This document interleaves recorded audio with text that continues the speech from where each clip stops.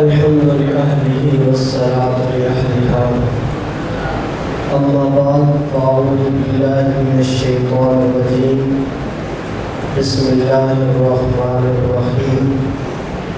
قال الله تبارك وتعالى في القرآن المجيد والفرقان الحميد رضي الله عنه ورضي عنه.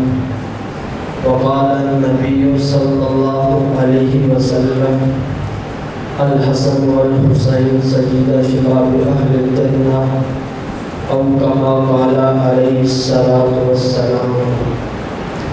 اللهم صل على محمد وبارك وسلم عليه. کٹا کر گردنیں بدلا گئے کربلا والے، کٹا کر گردنیں بدلا گئے کربلا والے، غیر کے سامنے سر جھکا نہیں سکتے خدا والے. سامعین محترم، انتہائی واجب الاحترام سب اساتذہ کرام اور ہم مکتب ساتھیوں، مجھے آپ لوگوں کے سامنے آج جس عنوان پر گفتگو کرنے کا موقع ملا ہے وہ ہے سیدنا حسین رضی اللہ تعالی عنہ. حضرت حسین رضی اللہ تعالی عنہ کی شان میں آپ لوگوں کے سامنے 3 باتوں کو بیان کروں گا. نمبر 1، حضرت حسین رضی اللہ تعالی عنہ کی ولادت. نمبر 2، حضور علیہ السلام کو حضرت حسین سے عقیدت.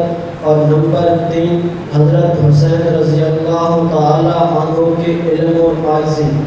سامعین محترم، حضرت حسین رضی اللہ تعالی عنہ کی ولادت سے قبل ام فضل رضی اللہ تعالی عنہا نے ایک خواب دیکھا جس کے اندر وہ دیکھتی ہیں کہ پیغمبر علیہ السلام کے جسم سے ایک گوشت کا ٹکڑا کٹ کر ان کی گود میں گرتا ہے.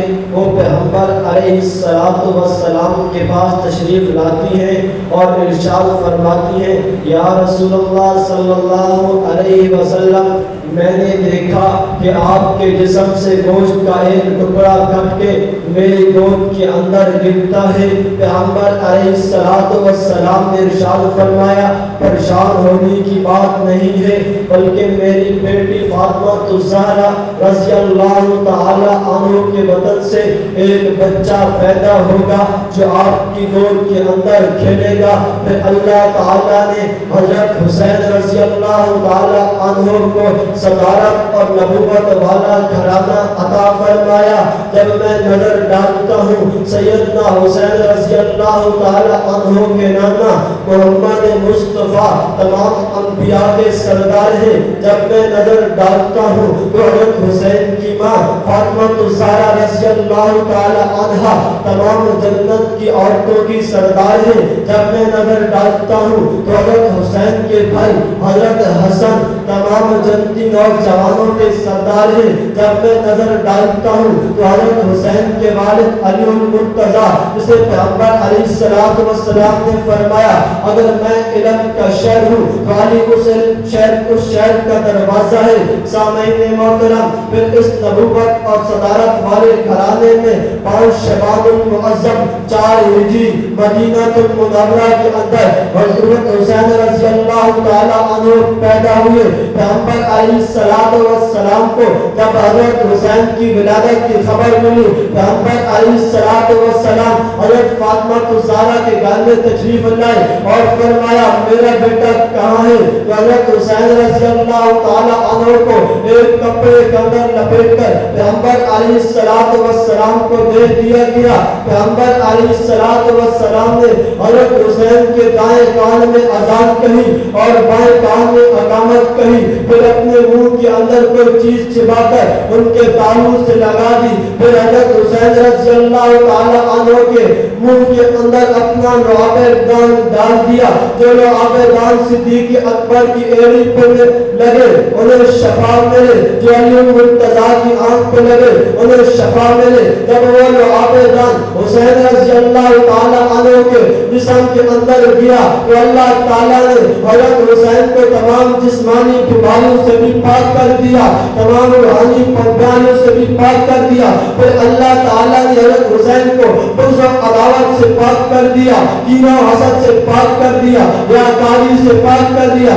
سامعین محترم، حضرت حسین رضی اللہ تعالیٰ عنہ حضور علیہ السلام حضرت حسین سے بہت محبت کرتے تھے۔ پیغمبر علیہ السلام نے فرمایا الحسین منی وانا من الحسین، میں حسین سے ہوں اور حسین مجھ سے ہے۔ سامعین محترم، حضور علیہ السلام نے فرمایا جس نے حسین سے محبت کی اس نے مجھ سے محبت کی، جس نے حسین سے بغض رکھا اس نے مجھ سے بغض رکھا۔ سامعین محترم، جب حضرت حسین رضی اللہ تعالیٰ عنہ کی حضرت حضور علیہ السلام کی وصال ہوا، حضرت حسین کی عمر 6 سال 6 مہینے کی تھی۔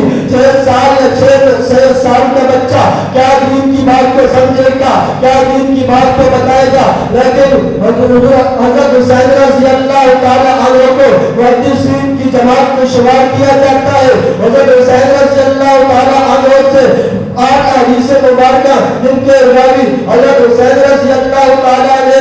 سامعین محترم، حضرت حسین رضی اللہ تعالیٰ عنہ نے شریعت کو سیکھا بھی سے، شریعت پر عمل بھی کیا، شریعت کی حفاظت بھی کی اور امت نوندے کو سبق دے کر کے شریعت پر چلنا بھی ہے، شریعت کو سیکھنا بھی ہے، شریعت کی حفاظت بھی کرنی ہے۔ حضرت حسین نے کربلا کے میدان میں اپنی بیوی اپنا سب کچھ لٹا کر، اپنی جان دے کر، اپنے بچوں کی جان کا نذرانہ دے کر مدینے کے شہر کو چھوڑ کر اس بات کا اعلان کیا کہ تمہیں اگر دین کی خاطر اپنا کنبہ قبیلہ قربان کرنا پڑے کر دو، اپنا علاقہ چھوڑنا پڑے چھوڑ دو۔ اور میں یہی کہوں گا پنین کے سردار حسین ابن علی ہے، پنین کے سردار حسین ابن علی ہے۔ ایک منہ بولتا قرآن حسین ابن علی ہے، مانا کہ مسلمان کی پہچان ہے کلمہ، پر کلمے کہنے کے بعد حسین ابن علی ہے۔